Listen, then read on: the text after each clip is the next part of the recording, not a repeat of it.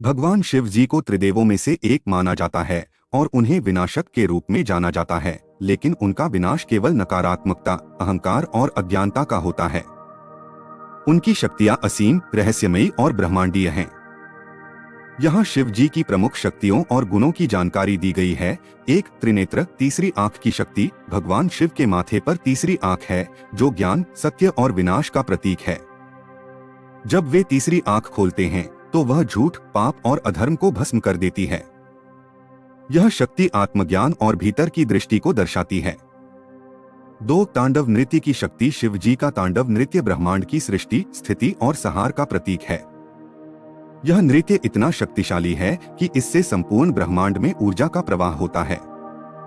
3, कामदेव का दहन। जब कामदेव ने शिव को तपस्या से विचलित करने की कोशिश की तो शिव ने अपनी तीसरी आंख से उसे भस्म कर दिया।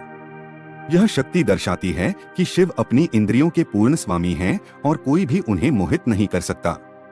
4, महाकाल। काल के भी काल। शिव जी को महाकाल कहा जाता है क्योंकि वे समय, काल से परे हैं। उनका अस्तित्व अनादि और अनंत है।